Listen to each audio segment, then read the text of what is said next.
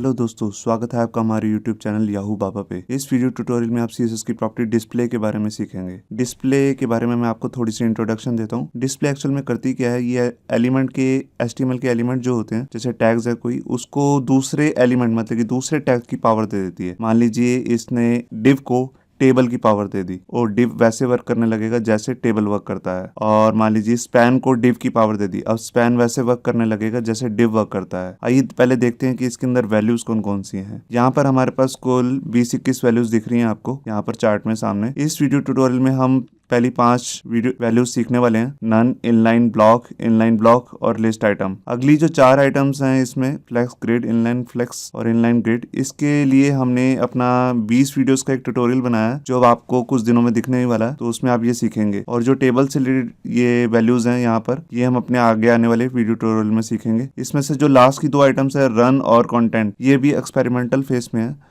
तो इस पे अभी वर्क चल रहा है, इसको भी हम कवर करेंगे। आइए देखते हैं कि इसको प्रैक्टिकली करना कैसे है। तो यहाँ पर हमने एक HTML का एक डॉक्यूमेंट बना लिया है और यहाँ पर हमने एक UL में लिस्ट बना दी है 5 आइटम्स की। यहाँ आप देख रहे हैं अनऑर्डर लिस्ट एक बनी हुई है और एक ऊपर एक हेडिंग आ रही है। अब हम शुरू करते हैं अपनी प्रॉपर्टी डिस्प्ले से। यहाँ पर मैं आपको दिखाता हूँ डिस्प्ले। सबसे पहली वैल्यू है नन। जैसे कि नन क्या काम करती है, किसी भी चीज को हाइड करने के लिए। अगर आप उसको छुपाना चाहते हैं या दिखाना नहीं चाहते तो उसके लिए प्रॉपर्टी यूज करते हैं नन। Display none.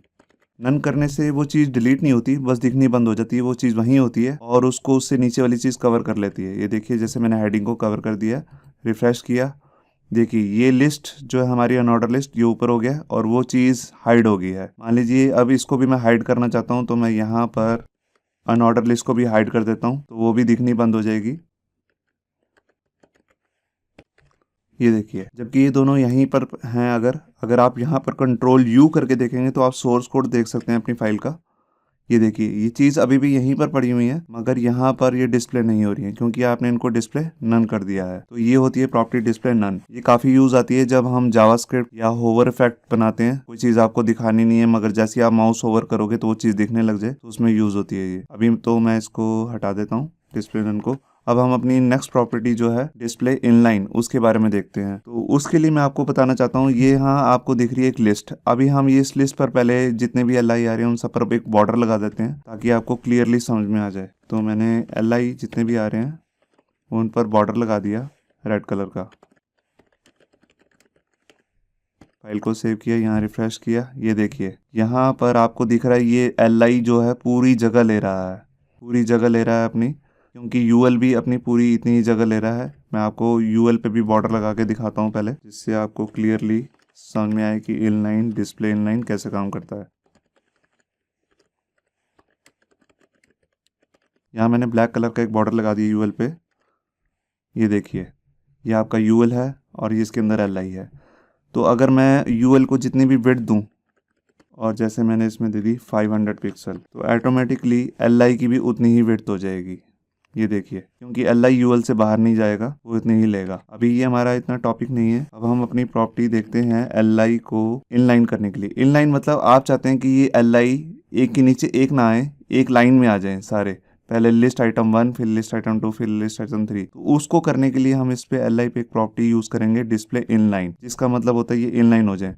तो जिसको इनलाइन करना होता है उसी पे ही हम यहाँ CSS में लिखेंगे। LI को करना है तो LI को करेंगे हम डिस्प्ले इनलाइन। हमने फाइल सेव की, तो यहाँ रिफ्रेश की, ये देखिए आपको दिख रहा है ये सारे LI इनलाइन हो गए हैं। तो ये इनलाइन प्रॉपर्टी का काम होता है। ये मोस्टली जो इनलाइन प्रॉपर्टी है ये हम टेक्स्ट पे ही यूज करते हैं। टेक्स्ट के जितने भी टैग्स हैं, LI की मोस्टली जितनी प्रॉपर्टीज हैं वो, जैसे अभी हम आगे भी करने वाले हैं, ब्लॉक, इनलाइन ब्लॉक और लिस्ट आइटम, ये मोस्टली जो टेक्स्ट के टैग्स होते हैं, जैसे स्पैन टैग हो गया, हेडिंग, पैराग्राफ और आपका anchor tag, bold tag, italic tag, इन सब पे यूज होती हैं ये। तो अब हम अपनी नेक्स्ट प्रॉपर्टी यूज करते हैं इनलाइन ब्लॉक। पहले हम यहाँ पर बहुत सारे एक स्पैन डाल लेते हैं, जिसको समझने के लिए आप ब्लॉक में भी समझाने लगा हूँ डिस्प्ले ब्लॉक।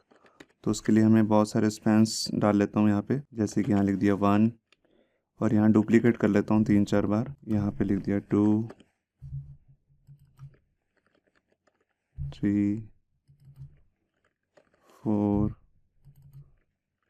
5।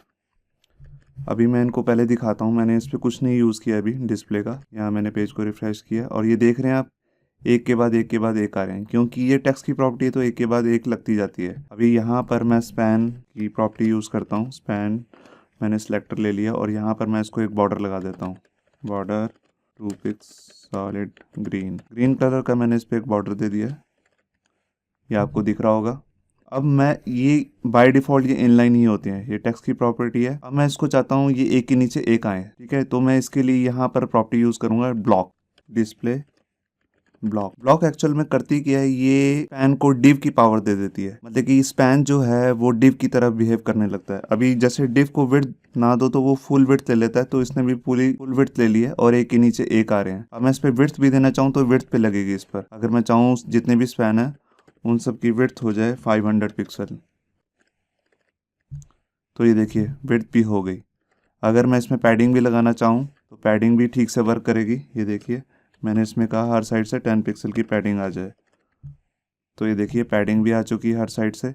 मगर अगर मैं ये चीज़ नहीं यूज़ करता डिस्प्ले ब्लॉक और मैं इसको हटा देता हूँ, अब ना इस पर विड्थ लगेगी ना पैडिंग ठीक से काम करेगी। मैं आपको दिखाता हूँ। ये देखिए यहाँ पर इस पे विड्थ काम नहीं कर रही है। देखिए यहाँ पर 500 पिक्सल विड्थ दी हुई है स्पैन पे, क्योंकि जो स्पैन है वो टेक्स्ट से रिलेटेड टैग है और इस पे विड्थ प्रॉपर्टी काम नहीं करती है। अगर आप इसको डिफ की तरह दिखाना चाहते हो, इस पे विड्थ लगाना चाहते हो, प्रॉपर मार्जिन वगैरह देना चाहते हो, तो उसके लिए इसको आपको ब्लॉक बनाना ही पड़ेगा। यहाँ पर देखिए यहाँ पर हमारी विड्थ काम नहीं कर रही है, पैडिंग भी अभी ठीक से काम नहीं कर रही है, मगर अभी पता नहीं लग पा रहा। अभी मैं इसमें मार्जिन दे के दिखाता हूँ। यहाँ मैंने मार्जिन दिया और हर साइड से दे दिया 20 पिक्सल का मार्जिन। तो यहाँ से देखिए लेफ़्ट और राइट से तो मार्जिन आ रहा है, मगर ऊपर और नीचे से मार्जिन नहीं आ रहा है। और जो यूल है उसमें भी मार्जिन आ रहा है, मगर वो दिख नहीं रहा है। मैं आपको यहाँ से क्रोम का डेवलपर टूल खोल के दिखाता हूँ। F12 इसकी शॉर्टकट की है। यहाँ पर ये इंस्पेक्ट की होती है। यहाँ पर मैं पहले यूएल पे गया ऊपर वाले। ये देखिए यूएल में बाय डिफ़ॉल्ट एक मार्जिन आ रहा है ऊपर और नीचे से, जो आपको हल्का सा ऑरेंज कलर का दिख रहा है, मगर वो आपके स्पैन के अंदर चला गया है। इसका मतलब कि जो स्पैन है वो ठीक से काम नहीं कर रहे हैं। स्पैन में देखिए यहाँ पर राइट में मार्जिन दिया हुआ है, मगर लेफ्ट और राइट से तो लग रहा है, मगर ऊपर टॉप और बॉटम से नहीं लग रहा है मार्जिन, क्योंकि ये जो है टेक्स्ट से रिलेटेड टैग्स हैं और इन पे मार्जिन पैडिंग विड्थ वगैरह काम नहीं करती है। अब मैं यहाँ पर इसको दोबारा से डिस्प्ले ब्लॉक लगाता हूँ। अब ये बिल्कुल ठीक काम करने लगेंगे, क्योंकि हमने इसको डिव की पावर दे दी और डिव पर पैडिंग मार्जिन वगैरह सब काम करते हैं। यहाँ पर आप देख रहे हैं पूरी विड्थ भी लग रही है, मार्जिन भी, ये देखिए मार्जिन भी सब में आ रहे हैं। ये देखिए प्रॉपर मार्जिन वर्क कर रहा है इसमें हर साइड से, और इसके अंदर पैडिंग भी सही से काम कर रही है। और देखिए अब यहाँ पर भी गैप पूरा आ गया है। जो हमारा यूएल के बाद मार्जिन यहाँ से आ रहा था वो भी अब प्रॉपरली वर्क कर रहा है। तो ये है आपके ब्लॉक की प्रॉपर्टी। अब मैं आपको इसी ब्लॉक की प्रॉपर्टी एंकर टैग पे लगा के दिखाता हूँ। अभी मैं यहाँ से तो हटा देता हूँ, यहाँ से मैंने हटा दिया, ये पेज को रिफ्रेश किया। अब मैं इसके बाद मान लीजिए एंकर टैग ले लेता हूँ। यहाँ एंकर टैग में मैंने जैसे ले लिया फर्स्ट, मैं इसके 3-4 डुप्लीकेट कर लेता हूँ। यहाँ पे ले लिया सेकंड और यहाँ पे ले लिया थर्ड, यहाँ ले लिया थर्ड। अब इसको मैं आपको दिखाता हूँ, ये भी एक के बाद एक ही आ रहा होगा। ये देखिए यहाँ पर ये एक के बाद एक ही आ रहा है, क्योंकि ये टेक्स्ट रिलेटेड प्रॉपर्टी है। अब मैं एंकर की यहाँ पर सिलेक्टर लेके उस पर बॉर्डर लगाता हूँ। पहले यहाँ मैंने 2 पिक्सल सॉलिड ब्लू कलर का इसे बॉर्डर दे दिया। ये आपको दिख रहा है यहाँ पे बॉर्डर लग गया है। अब मैं इसके अंदर वही विड्थ दे के दिखाता हूँ। विड्थ काम नहीं करेगी, जैसे मान लीजिए मैंने दे दिया 200 पिक्सल। यहाँ पेज को रिफ़्रेश किया और इस पे देखिए रिफ़्रेश करने के बाद कोई विड्थ काम नहीं कर रही है। अगर मैं इसके अंदर मार्जिन भी दूंगा वो भी लेफ़्ट और राइट से ही ले लेगा, मगर टॉप और बॉटम से नहीं देगा। ये देखिए यहाँ पर लेफ़्ट और राइट से आ रहा है, मगर ऊपर और नीचे से मार्जिन वर्क नहीं कर रहे हैं। आपको दिख रहा है लेफ़्ट और राइट से ही आ रहा है सिर्फ मार्जिन, टॉप और बॉटम से नहीं आ रहा है। ऐसा क्यों हो रहा है? क्योंकि ये टेक्स्ट रिलेटेड टैग है। तो इसके लिए हमारे को इसको बनाना पड़ेगा डिस्प्ले ब्लॉक। इसको डिव की पावर्स देनी पड़ेंगी ताकि ये ब्लॉक, डिव जो होता है वो एक डब्बा ही होता है, तभी उसे ब्लॉक कहते हैं, और इसको भी ब्लॉक ही बनाना पड़ेगा जैसे हमने पहले स्पैन को बनाया था। ये देखिए जैसे ही मैंने इसे दिया इस पे विड्थ भी काम करने लग गई, इस पे मार्जिन और पैडिंग वगैरह भी काम करने लगेंगे। ये देखिए अभी मैंने पैडिंग नहीं दी है, अगर मैं इसे पैडिंग भी दूं तो वो भी प्रॉपरली वर्क करेगी। ये देखिए पैडिंग मैंने दी 10 पिक्सल, ये देखिए अब इसमें पैडिंग भी प्रॉपरली वर्क कर रही है। तो ये है जब भी आपको किसी डिव को विड्थ लगानी है या उसके अंदर मार्जिन और पैडिंग वगैरह देना है, आप ठीक से काम करना चाहते हैं, तो इसके लिए आपको इसे ब्लॉक बनाना ही पड़ेगा। आप यहाँ पर एक चीज़ और भी देख रहे हैं, एंकर टैग जो है ये देखिए पूरा यहाँ तक आ चुका है। ये पूरा जो ब्लॉक है ये पूरा ही एंकर बन चुका है और यहाँ पर भी एंकर देखिए पॉइंटर काम कर रहा है सब में।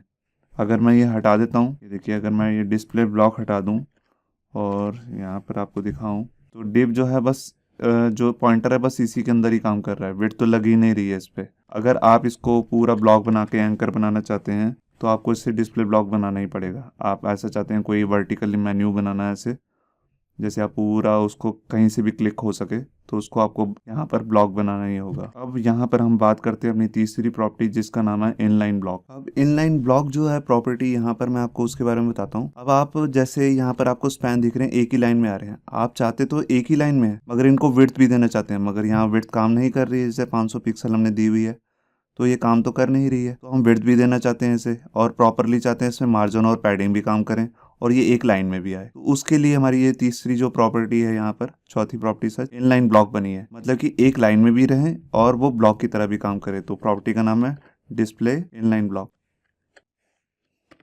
यहाँ पर मैंने दे दी, इसका मतलब है ये इनलाइन मतलब कि एक लाइन में भी रहेंगे और ब्लॉक की तरह भी काम करेंगे। अभी मैं विड्थ थोड़ी कम कर लेता हूँ, यहाँ पर जैसे मान लीजिए मैंने 150 पिक्सल दे देता हूँ, यहाँ सेव किया और यहाँ पर आप देखिए यहाँ पर विड्थ भी काम कर रही है और ये एक लाइन में भी है, इनमें मार्जिन और पैडिंग भी प्रॉपर वर्क कर रहा है। अगर ये मैं हटाता हूँ तो देखिए यहाँ पर मार्जिन और पैडिंग बिल्कुल भी काम नहीं करेंगे, विड्थ तो काम करती ही नहीं है। देखिए मार्जिन जो है लेफ्ट और राइट से आ रहा है, ऊपर और नीचे से नहीं आ रहा, मगर जैसे ही ये मैंने प्रॉपर्टी दी इनलाइन ब्लॉक तो ये अब ऊपर और नीचे से भी मार्जिन ले रहा है 20 पिक्सल का, लेफ्ट और राइट से भी 20 पिक्सल आ रहा है, आपको दिख रहा है यहाँ पर। अगर मैं एंकर पे यहाँ पर इनलाइन ब्लॉक लगाता हूँ, इनलाइन हाइफन ब्लॉक, तो इसमें भी विड्थ मार्जिन और पैडिंग ठीक से काम करेंगे।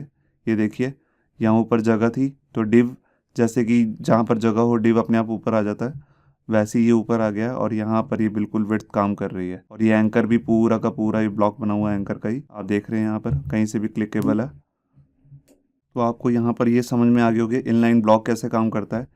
ये इनलाइन और ब्लॉक का मिला जुला उसका मिक्सचर है जिसमें ब्लॉक भी काम करेगा और इनलाइन भी काम करेगा। अब हमारी लास्ट प्रॉपर्टी है लिस्ट आइटम, जो हम इस वीडियो ट्यूटोरियल में समझने वाले हैं। लिस्ट आइटम मतलब मैं आपको समझाता हूँ। यहाँ पर जैसे ये हमारा डिव है, इसको मैंने दे दिया लिस्ट आइटम। अब ये बिल्कुल LI, लिस्ट आइटम का मतलब होता है LI, बिल्कुल LI की तरह ये स्पैन काम करने लगेगा। मैं आपको दिखाता हूँ कैसे। मैंने इसमें विड्थ भी दी हुई है, पैडिंग वगैरह भी दे रखी है यहाँ पर। ये देखिए यहाँ पर ये डॉट्स भी आ गई अपने आप डॉट्स भी आ गई हैं। अगर मैं इसको ब्लॉक लगाऊं तो डॉट्स नहीं आती हैं, आप ध्यान से देखिए। उससे नेक्स्ट लाइन में तो आ जाएगा मगर उसमें डॉट्स नहीं आती हैं क्योंकि ये लिस्ट नहीं है। आपने इसको लिस्ट आइटम बना दिया, यहाँ पर मैंने लिस्ट आइटम दे दिया और ये देखिए लिस्ट आइटम बिल्कुल काम कर रही है। इस पर लिस्ट आइटम की सारी अब प्रॉपर्टीज़ भी यूज़ हो सकती हैं, जैसे list style image, list style position. अभी अब मैं आपको लिस्ट स्टाइल पोजीशन देके दिखाता हूँ। अगर आपको लिस्ट स्टाइल पोजीशन के बारे में नहीं पता या लिस्ट से रिलेटेड आइटम नहीं पता तो आप हमारी पुरानी वीडियो CSS में देख सकते हैं, लिस्ट स्टाइल से रिलेटेड हमने बनाई हुई है, जिसमें लिस्ट से रिलेटेड सारी प्रॉपर्टीज हमने समझाई हैं। यहाँ पे मेरे पास 2 वैल्यूज होती हैं, इनसाइड और आउटसाइड। बाय डिफॉल्ट आउटसाइड होती है, मैं इसको इनसाइड दे देता हूँ। ये देखिए अब लिस्ट अंदर वाली साइड में दिख रही है आपको। यहाँ पर आपको क्लियर हो गया होगा। मैं यहाँ पर लिस्ट स्टाइल इमेज लगा के इमेज भी दिखा सकता हूँ, तो ये बिल्कुल लिस्ट आइटम की तरह काम कर रहा है। ऐसे ही मैं एंकर जो आ रहे हैं इनको भी लिस्ट आइटम बना सकता हूँ। यहाँ देखिए मैंने इसको कहा लिस्ट आइटम, तो यहाँ पर जो एंकर है मैंने इनको LI की पावर दे दी। अब ये बिल्कुल LI जो लिस्ट आइटम अनऑर्डर लिस्ट या ऑर्डर लिस्ट में लिस्ट आइटम्स होती हैं उसी की तरह बिल्कुल काम कर रहे हैं क्योंकि इसके पास उसकी पावर आ गई है। होप सो आपको ये हमारा वीडियो ट्यूटोरियल अच्छा लगा होगा। अगर अच्छा लगा है तो वीडियो को प्लीज़ लाइक करना मत भूलिए।